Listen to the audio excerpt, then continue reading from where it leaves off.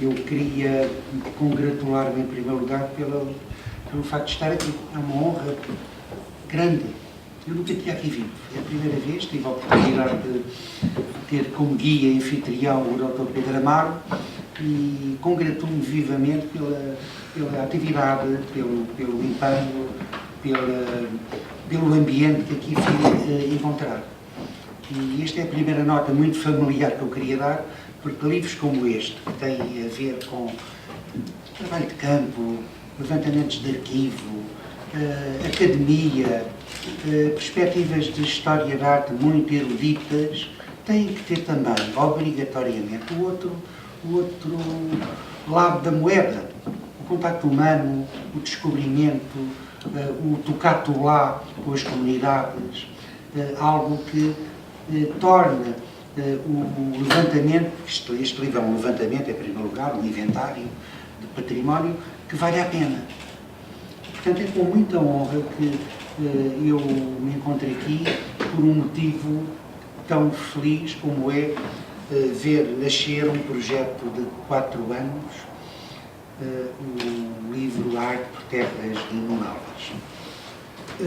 Como terão ideia todos vós, este livro tem um grande valor afetivo, na medida em que devolve a memória de um património histórico-artístico que era ignorado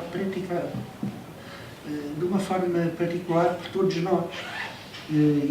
Eu, como autor, a doutora Ana Farinha, que colaborou na obra, e os membros da comunidade desta região tão rica ignoravam, em grande parte, aquilo que tinham: arquitetura erudita e rural e vernácula,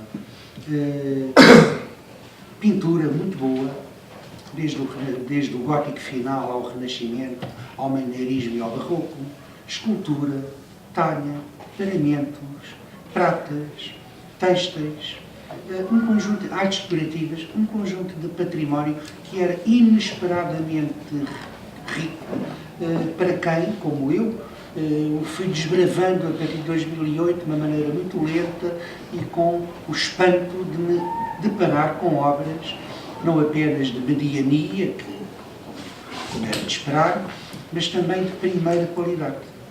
De modo que este livro, que vem devolver a voz ao património artístico de uma região que estava, como digo, particularmente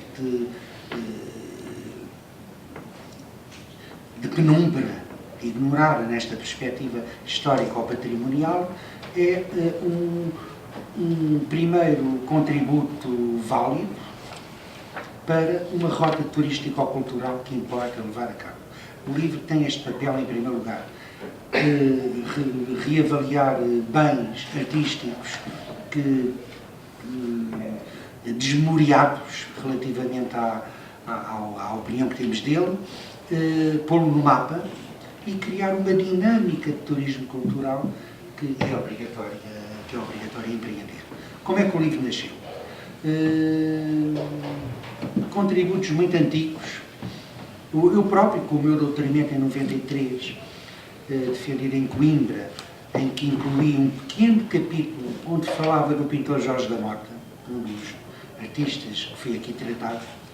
A doutora Ana Maria Farinha, em 98, com um pequeno estudo regional, onde levantava alguma arte, talha e pintura local de muito mérito. E, fundamentalmente, quando foi o grande encontro de homenagem ao grande historiador e filantropo e académico Padre Manuel Antunes, quando a doutora Delfina Barata me convidou para tornar aquilo que era um mero contributo regional num grande trabalho. A partir daí, através de muitos contributos e dinâmicas que foi havendo, fomos, eu e a Ana Farinha, levando a cabo um levantamento de férias, como digo, os verões, de uma forma, primeiro, rudimentar e, a partir de um dado momento, já de uma forma muito metódica, para inventariar um conjunto de bens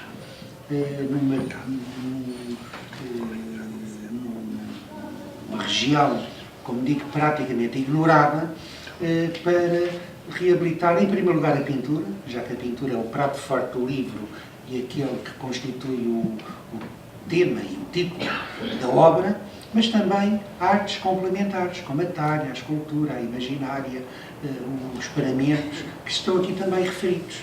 É um guia, portanto, é um trabalho que alia a componente histórico ou memorial, há de inventário e há de guia-roteiro. Creio que é um livro, nesta perspectiva, pioneiro e importante. Para dar uma ideia de que estamos a falar de uma região que tem destaque histórico indesmentível, convém lembrar o papel que coube ao Priorado do Crato em muitas das encomendas que foram feitas na região e que explicam a qualidade que têm. E também alguma clientela nobre que aqui vive, e também em Pedrógão, e também em Oleiros, e também em Vila de Rei, num périplo regional muito coerente e muito relevante, mas também ainda encomendas feitas pela corte. Perante este património que mostra que estamos numa região rica, abundante e próspera, que não admira que encontremos nomes de Lisboa, de Coimbra, do Porto, a trabalhar isto. O pintor Fernão Gomes, que era o pintor régio de Filipe I de Portugal, para dar apenas um testemunho, encontramos-lo, e foi com alguma novidade que isto foi descoberto, a trabalhar em 1590 num retábulo muito importante, de que chegaram obras. Ainda há 8 dias, o Dr. Rui Neri destacou o mérito desta obra. Efetivamente, Fernão Gomes não é uma figura qualquer, era amigo de Luís de Camões, foi companheiro do poeta Jerónimo Couto Real, era pintor do mestrado das horas militares, e o facto de ter trabalhado num retábulo, enfim, que depois verão, porque os livros foram feitos também para o descobrimento paulatino das novidades que contêm, e este não faz a regra. Como digo, o Fernão Gomes é uma prova provada que estamos numa região que é um microcosmos que atrai a grande encomenda erudita da corte, mas também do Porto, também de Coimbra. Na época de Dom João V há um retábulo que é mandado entalhar a 2 notáveis mestres que vêm do Porto trabalhar para a Beira Alta. Portanto, isto revela realmente que não estamos na periferia, não estamos num enfoque microscópico e regional, decadente e anacrónico, antes, pelo contrário, num conjunto de focos de encomenda muito forte, pelo menos desde a época gótica final, desde o Manuelino ao Renascimento e ao Barroco. Explica, portanto, tudo isto, a grande quantidade e qualidade de obras que aqui foram inventariadas. O livro teve o cuidado de mostrar o melhor, evidentemente, e há um conjunto de capítulos que destacam a grande pintura que foi encontrada, mas também não deixar de resgatar valores regionais e ingênuos que tornam também encantatória a região. A pequena encomenda, os métodos locais, os ateliês que trabalhavam aqui, que tipo de mobilidade tinha, que tipo de iconografia aplicavam. Tudo isto é contado também na obra, porque houve a tentativa de vontade deliberada minha e da Ana Maria Farinha, de manter na narrativa do livro, pela ordem dos capítulos, este tom de devolver identidade a uma região que não a tinha, ou que a tinha perdido. Uma das temáticas fundamentais, que dá nome também à obra, é a iconografia de Nuno Álvares Pereira, o grande condestável do reino. E o que encontra, nomeadamente no Inesperado, que é a capa do livro, uma extraordinária pintura, um retrato do condestável do reino, feito por encomenda do Priorado do Crato, pelo Martim Velho Barreto, na época em que Portugal estava em guerra com Castela.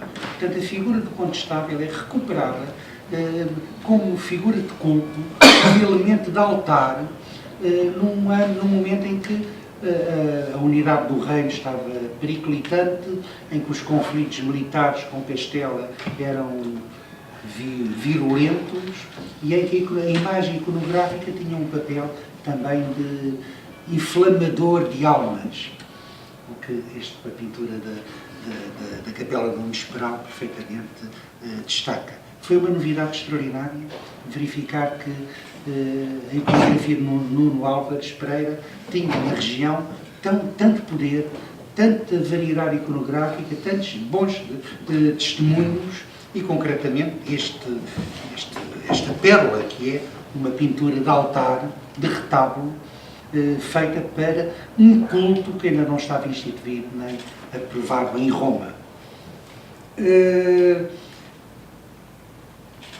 Temos, portanto, uma região que é um nó górdio do país e que, ao mesmo tempo, é um lugar de maravilha pelo ambiente natural, pela qualidade do património construído, mas também agora, como fica demonstrado, pela qualidade do património artístico. E é um aspecto que o livro destaca e refere. Não queria deixar de lembrar que o livro é mais do que um inventário e que um roteiro de bens, porque houve que, dentro das regras que imperam na história da arte, eu e a coautora recorremos a laboratórios como o Instituto José de Figueiredo e o Laboratório Hércules para estudos de restauro e de levantamento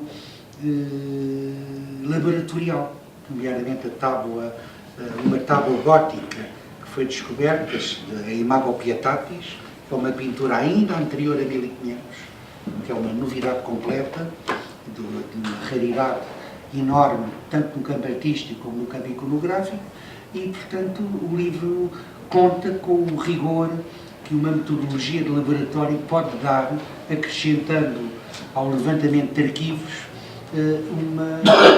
um grau de rigorismo que é fundamental. Mas não deixámos também de inventariar documentos a nível camarário, paroquial, do notariado, que deu tantos documentos importantes para a vida, para a encomenda, para o trabalho artístico de intercâmbio na região,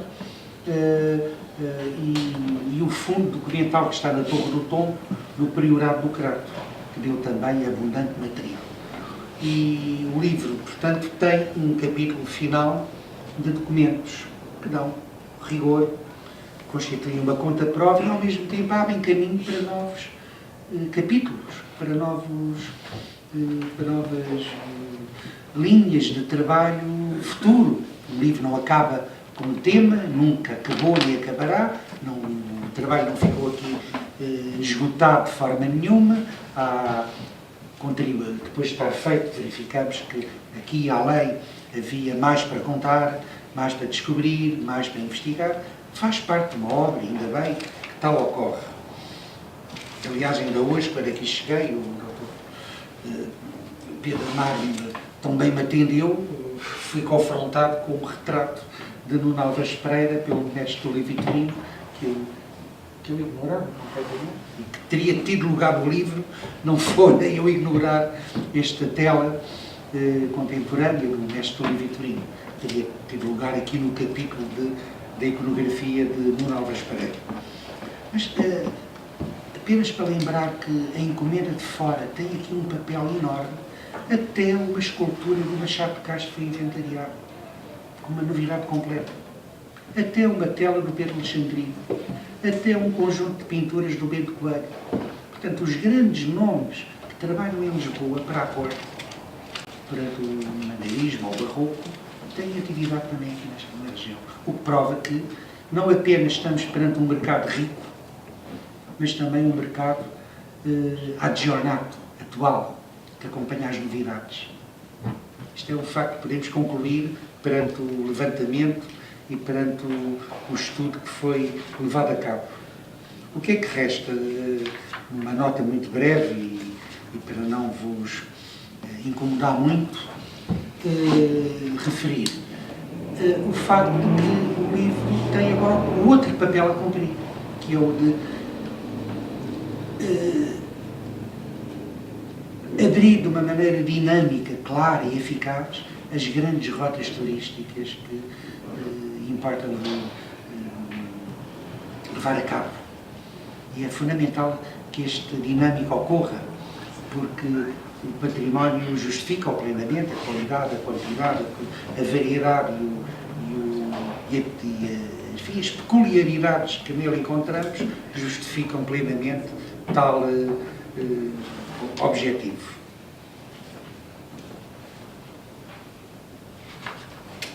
Ainda um aspecto que eu queria referir, uma nota muito rápida e muito informal, como é esta, que tem a ver com o empenho que encontramos no trabalho de campo.